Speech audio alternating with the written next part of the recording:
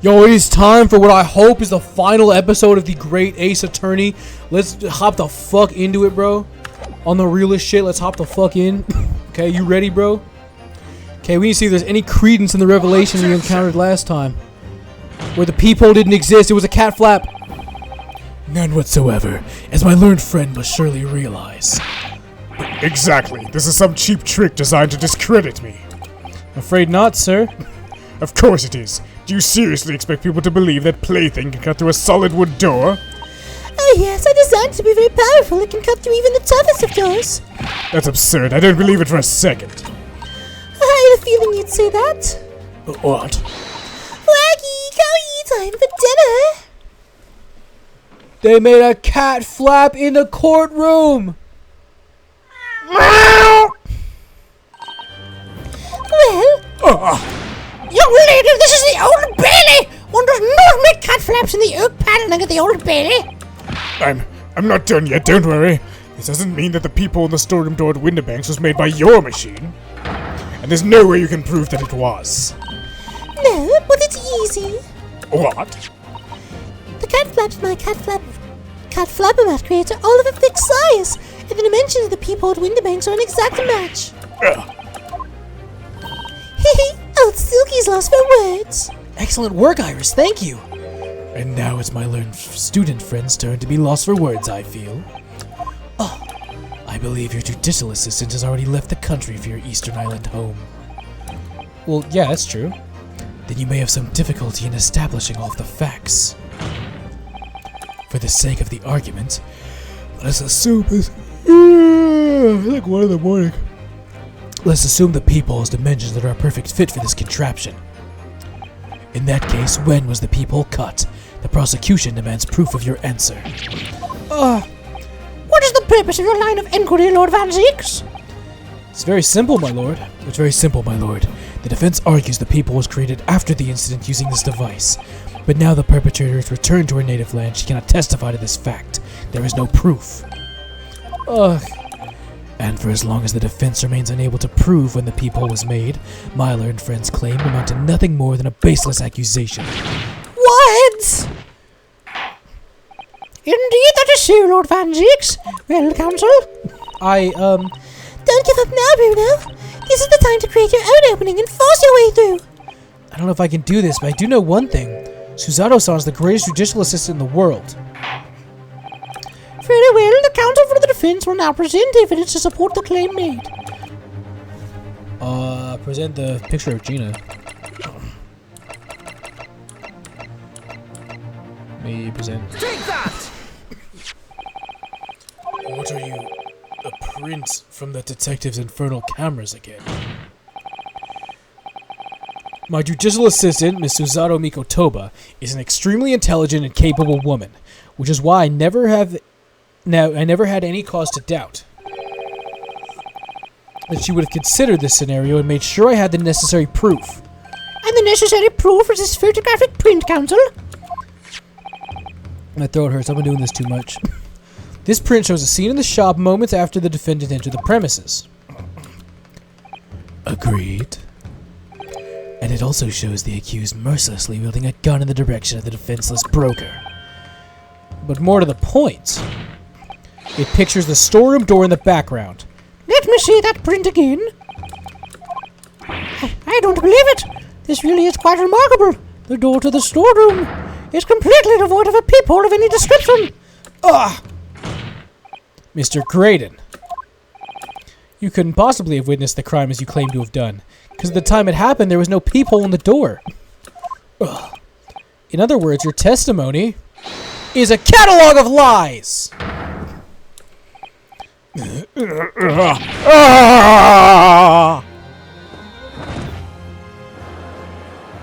got him.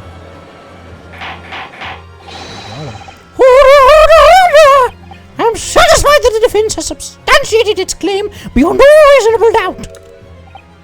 This witness's testimony was entirely fallacious.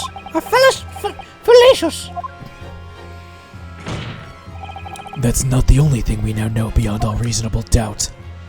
My learned friend's assistant's guilt can no longer be denied. The woman tampered with the crime scene.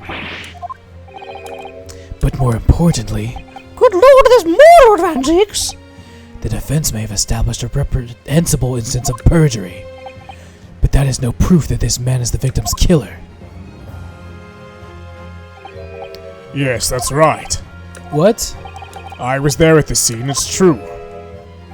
And I was shot in the arm, it's true, but that's all. Yes, in fact, if you look at the circumstances, I am the victim here. Oh, please. No! Oh! I don't believe this. The right as it stands now, I don't have any definitive proof he's the culprit. Still, he can't worm his way out of it now. Iris, You know what they say. There's no point in locking the cat's door after the cat has bolted. Isn't that right, Juno? As Hurley always says. One lie begets another. No, wait, that might have been a line I read for him in one of my stories. well, no matter who said it first, you're right. Mr. Graydon, not only did you give false testimony to the court, but the lies you've told make no sense. Make no sense? What do you mean by such remark? What you said in your testimony reveals that you know something you shouldn't have known. In other words, there's a fundamental inconsistency in your statements. What? Objection. This is provocative talk, counsel. Won't you enlighten the court? Explain this alleged inconsistency. Iris was right. One lie begets another. The inconsistency is namely... I mean, it's quite obviously the peephole.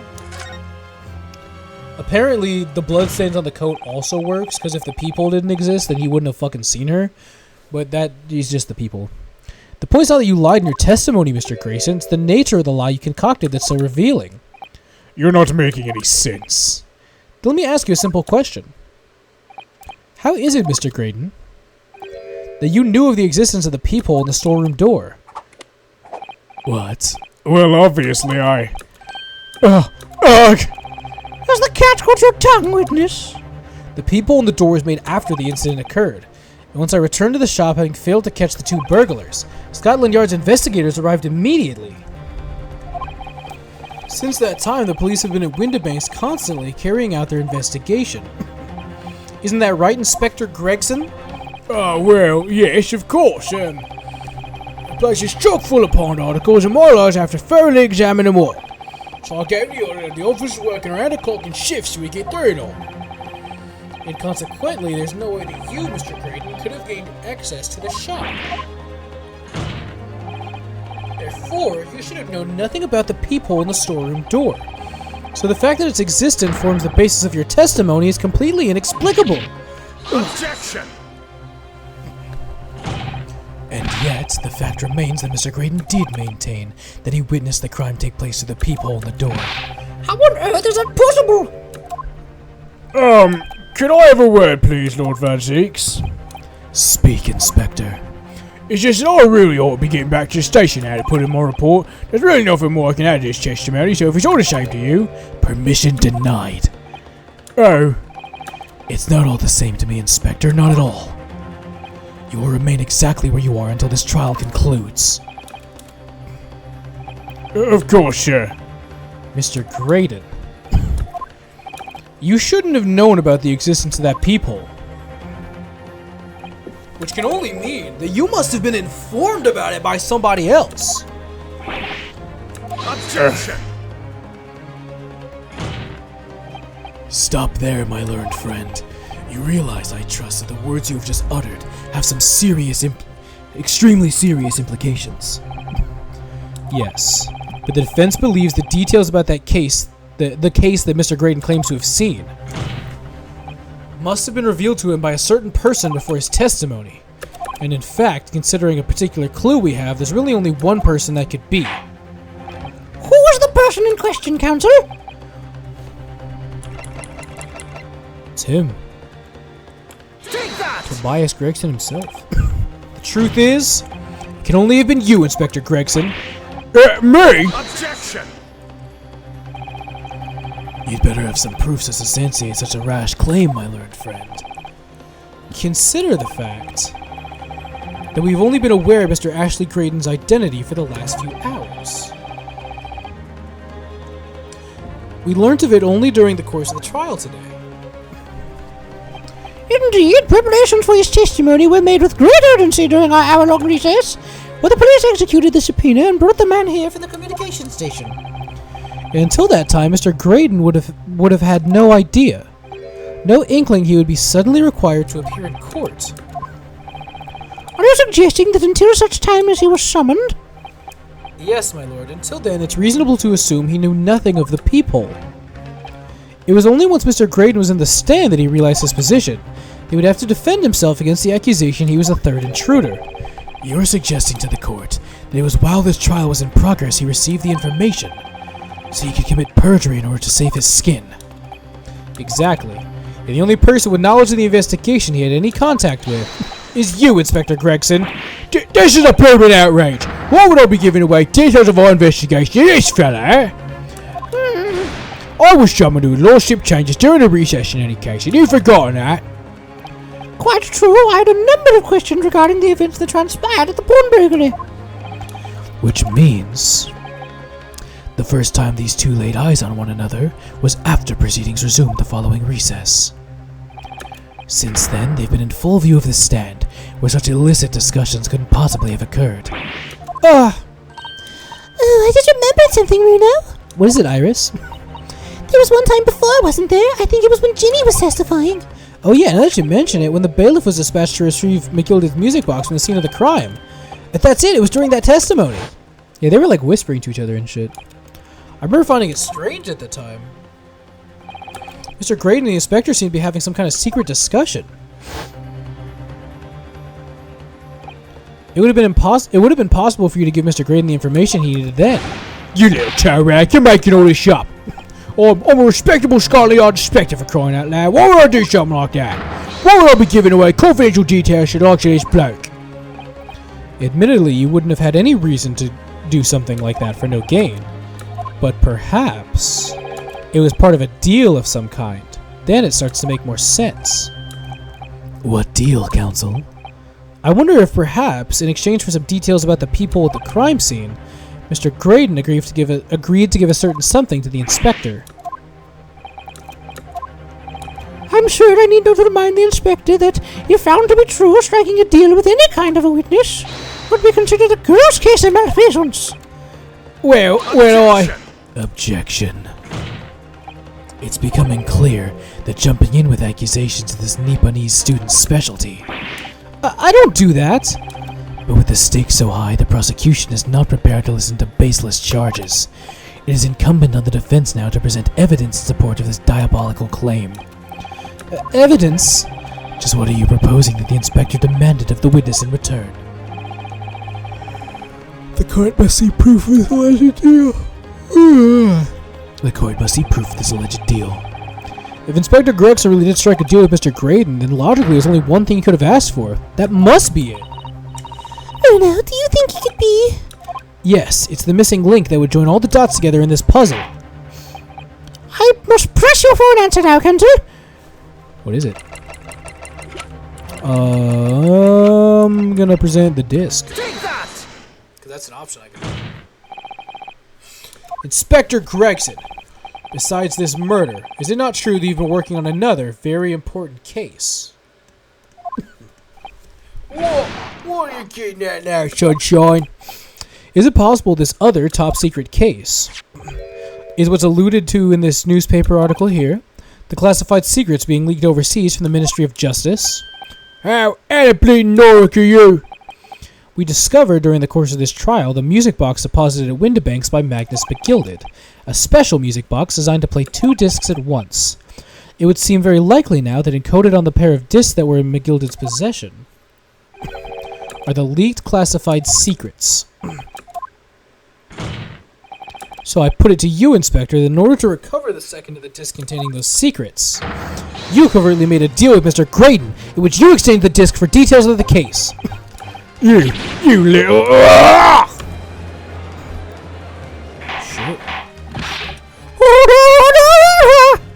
On the day of the incident, when we met you at Windibanks, you said this.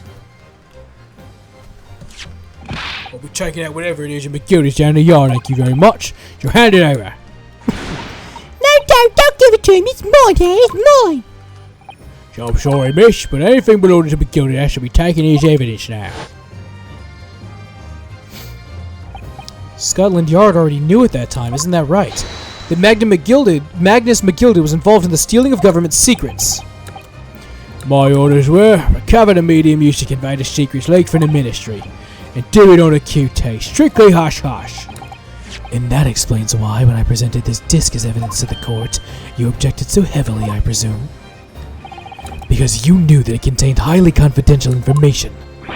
Blimey, not likely. I wasn't sure of it myself. I realised there was a possibility, that's all. Inspector, surely you're not saying that in order to acquire the second of these music boxes, you did indeed reveal confidential details of the crime scene to the witness? To aid and abet this man in giving false testimony? There's no other way Mr. Graydon could have known the presence of the people. It's the only explanation. A deal was struck between these two men. No! Objection! If, and I stress, if, this sobering assertion turns out to be founded in truth, it would mean the second disc is, as we speak, here in this very courtroom. Wait, what? In this room? How could you possibly make a claim like that? Because Inspector Gregson's a Scotland Yard detective. What? What's that space you mean, eh? As a seasoned policeman, the inspector will have approached his alleged deal with caution. Certainly he would not have accepted a gentleman's agreement in this matter. No, he would have insisted on having the article agreed upon in the palm of his hand. Good gracious, then you mean to say Inspector Gregson already has the item in his possession? He has the second disc actually on his person? Yeah, fuck it. Yeah, sure. The defense demands the inspector search it at once. Definitely. They could have only struck a deal with each other while Jenny was testifying before, and Gregsy hasn't moved from the witness stand since. My lord, please order an examination of his personal effects immediately. Well, Inspector?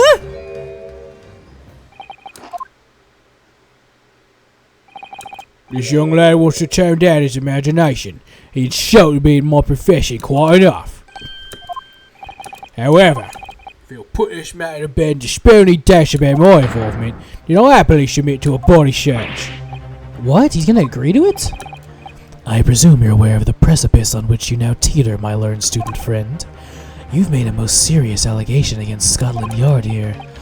If, following the search of the inspector's personal effects, no disc is found, you will be deemed unfit for court service and this trial will end, and my country's government will formally demand of yours that you are severely reprimanded. That sounds serious.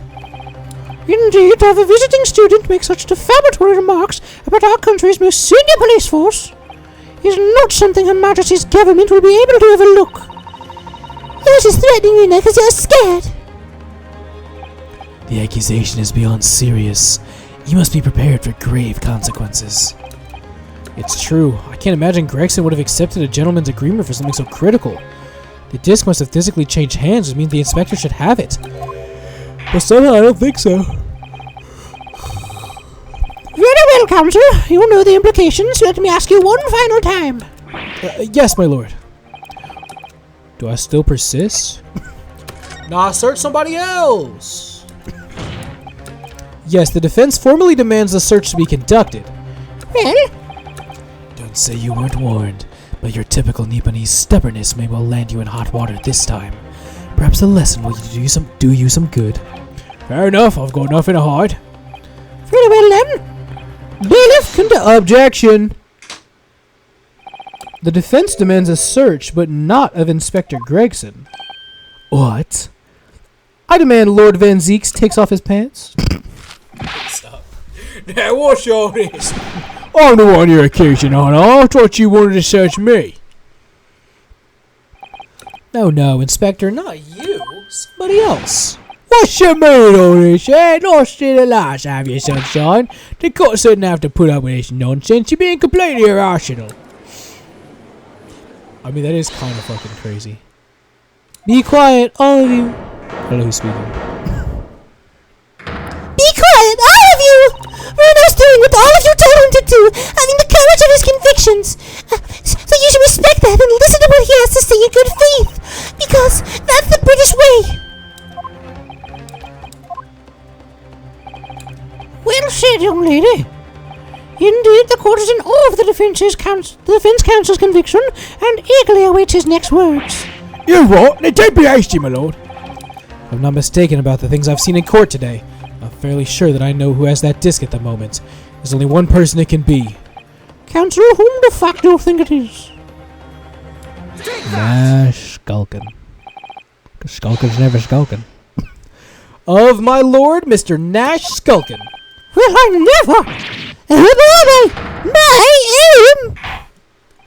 Very well then, bailiff. Restrain the witness and conduct a thorough search of his personal effects.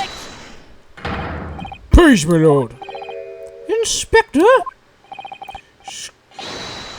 Golly, Yard. Asked to object to this search.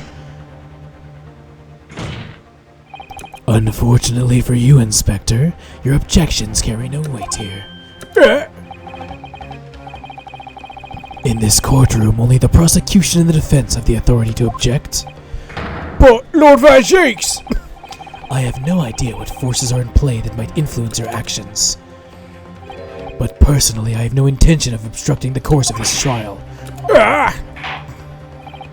Bailiff, carry out the search! No, I don't know nothing. Nothing about no disc. Call it out! Ah! Here, my lord, in the witness's pocket, I found this. Good lord, that's... Another music box disc. I ain't know nothing about it, nothing.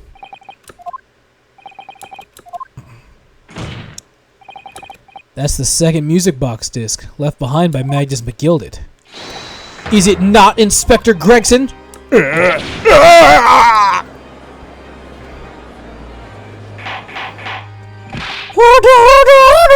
Mr. Skulkin, what have you to say for yourself? Gordon Bennett! I mean just Gordon Flaming Bennett! Gordon Flaming Bennett, I didn't know nothing about this, yes, honest to God. Counsel, would you please explain what exactly is going on here? The alleged deal that was struck between this witness and this detective, no? Without question, my lord.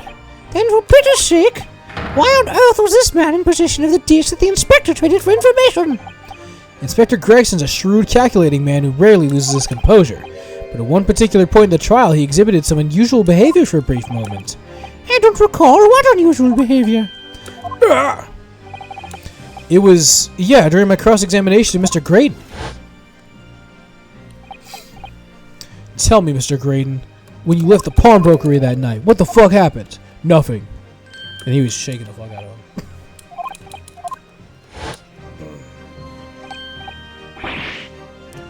I didn't know. I was here for a clean off, I did. I was wishing I'd been born as a brother, I was. As my brother, I was. And what exactly happened to make the detective attack you like that? I got a glare, he just suddenly turned and grabbed me wishing like that, so shaking me. Well, the places you mentioned that fair gun you got down the station, that's what he said.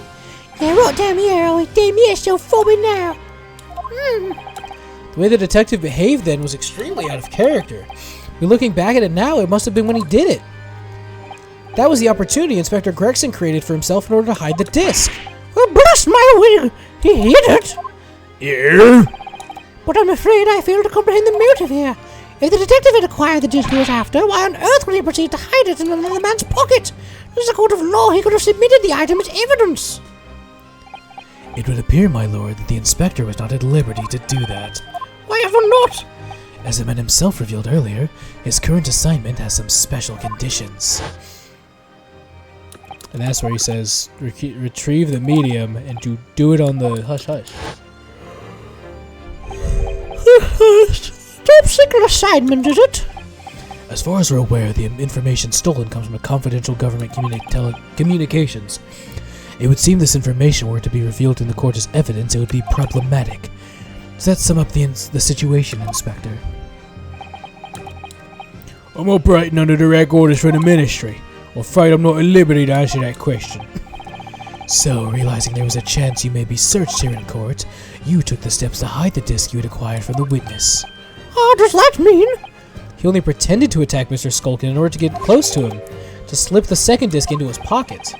It was all a pretense. Well now, Inspector Gregson, and you, Mr. Graydon, Are you prepared to admit to the accusation made against you of this alleged deal?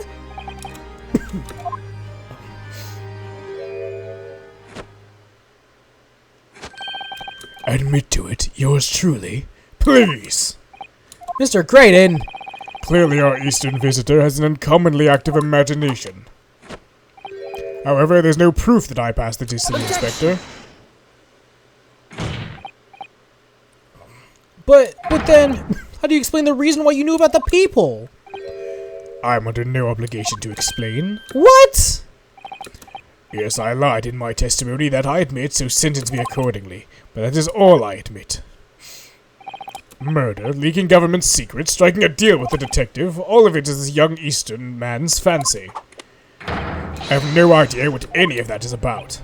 You what? He just says, I don't feel like explaining. No, you don't get to know. Fuck it. Fuck you. Fuck everybody. I don't care. What about you then, Inspector Gregson? Do you admit to making a deal with Mr. Graydon in order to acquire the disc? Ladies and gents of the jury, as a Scotland Yard inspector, I will declare this and nothing more. I'm acting in the best interest of the country. Whatever I've done is in the name of justice. So, as members of the public in this fine country, I would like to think that justice will be your guiding light when you're making your decisions. Well, juror number 6 couldn't give a damn. This is quite a quandary indeed. Rarely have I encountered such extraordinary tumultuousness in the concluding of a trial. Nevertheless, in absence of any further evidence to be presented, I believe it's time that we put the matter of the jury for their final leanings. Well, now, as fellow servant in the Queen country, I must say I sympathise with the old inspector. Yes, he's a dependable man. I'm quite sure in service one becomes a good judge of character. David across their eyes doesn't help when it comes to looking at this case. It's all so blurred to me. It's also a professional. I like to put my faith in the detective, really. Quite as honest, get up, right, stop, currently in patient the vital stop. Detective has very much trust in eyes. More than this, I cannot say. I don't believe it. These 6 jurors they're gonna believe Gregson. If they declare their decision now. Is Jimmy going to be found guilty? If I don't manage to produce some definitive evidence right now, then we're gonna lose. Either some proof Graydon killed Mr. Windibank or stole the government's secrets, or some evidence to force Gregson into admitting he struck a deal with the witness. Well then, counsel, I think it's time I imposed on the jurors to declare their final decisions now. That is, unless you have some compelling evidence that you have thus far not presented to the court. Well, let the judge call on the jurors to announce their leanings. Gino will be found guilty. There's no choice then, Reno. You'll have to throw some more evidence at them. This is it now. It all comes down to this. They present evidence. Okay, so it doesn't matter. I'm gonna do Gregson. I'm gonna go for Gregson. Inspector Gregson, there's one final piece of evidence I'd like you to see. What's that then? You refuse to acknowledge you did in fact strike a deal with the defense. You did in fact strike a deal with the witness here today. You leave us no choice but to examine this piece of evidence thoroughly. Well, go on. Okay, so either the disc or the music box. I'm gonna do the small music box. Is that Mr. McGilden's peculiar music box, counsel? Yeah, with a disc already in place ready to play. I think perhaps now would be a good time to listen to the sound produced by the music box again. Why? Only this time, with the second disc we've just discovered set in place as well. Goodness, this disc, counsel! No, wait, I can't let you do that. Why not? Because it's got nothing to do with the case, that's why. Objection, asshole. I don't give a damn. Not true, Inspector. The defense has already proposed.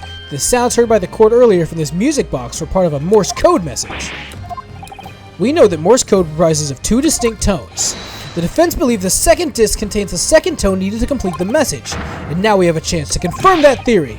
For crying out loud, sunshine, we're talking about state secrets here. If you go lend the whole courtroom here confidential information like that, it's treason. Then do you admit the charge, that in order to protect those state secrets you engaged in unlawful dealings with the witness? You're mad. If you let that secret information out in the public domain, you'll be making an enemy of the entire British government, you idiots. Yeah, objection. I don't give a fuck. You're British. I hate you. I'm sick of y'all Brits. Let's not forget, Inspector, that you, a Scotland Yard officer, leaked confidential case details to a witness. that you continue to lie to the court, and all because by fair means or foul, you're determined to do your duty.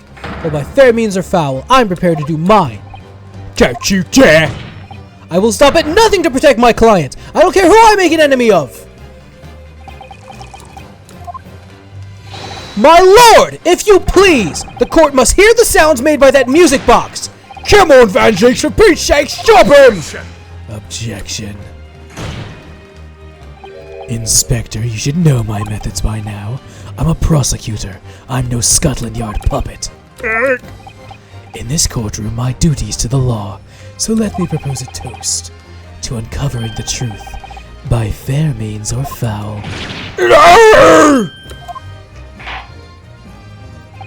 Very well, the defense's stance here and that of the prosecution has been made very clear, I feel. Therefore, in accordance with the defense's request, the court will now listen to the music box as set in operation once more. This time with a second disc in place and both discs playing simultaneously. As much as I want this shit to end on episode 50, there's still so much left.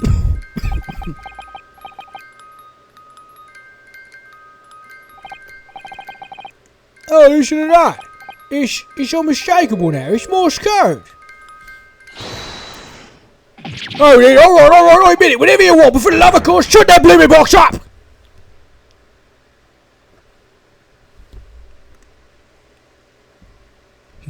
He admits it. He admits it. He admits it. Let me ask you again then, Inspector Gregson. Did you or did you not strike a deal with the witness next to you in the stand, Mr. Ashley Graydon?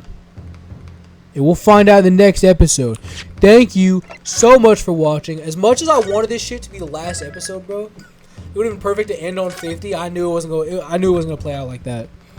So thank y'all for watching. I'll see you next time. Bye bye.